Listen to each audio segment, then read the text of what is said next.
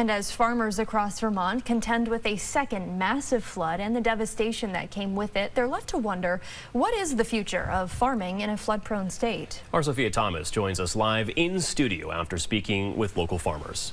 Sophia, what can you tell us? John and Alyssa, last year, Vermont farms lost over $16 million to flood damage. Underwater once more, some question whether it's time to shift to higher ground. But farmers say it's not that simple. Years ago, Jake Mendel weeded every clover he spotted on his Starksboro farm. Today, he buys clover seed packets and plants them himself. Now I look at bare soil and it makes me feel like uneasy. Mendel had already maintained cover crops for years. Rows planted purely to soak up water and secure soil. But after last summer's flood, he started planting clover and other plants in the walkways between rows of cash crops. He even leaves some weeds to grow around crops, strong enough to share the space. There's these roots that are like holding everything kind of in place when we get those big rains and those heavy rains that really like to splash dirt around. Without these precautions, Mendel wonders if his crops would have weathered this summer's round of flooding. When we get a big rain, sure, there's like some sand and silt that will kind of resettle, but the actual like meat of our soil seems like it's mostly stayed in place. UVM agronomist Heather Darby says as flooding events become more frequent,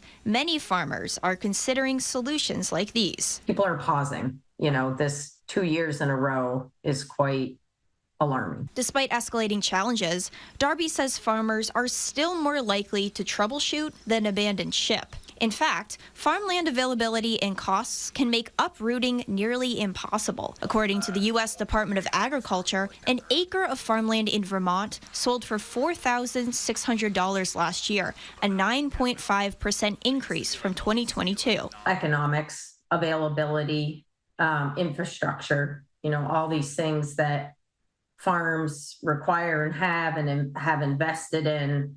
You know, they just can't get up and walk away from that. That leaves farmers with a range of flood mitigation strategies, from cover crops to culverts to planting trees near waterways. But even on higher ground, like at Footprint Farm, there's no magic answer. We're still like working towards finding that like sweet spot, and we probably will always be. Darby believes the solution needs to come from the top down. This is a community and statewide conversation, not just, you know, each individual person, although we each have our own things that we can do to protect ourselves and adapt. The state encourages any farm damaged during recent flooding to report losses and browse resources on its website. Live in the studio, Sophia Thomas, Channel 3 This Morning.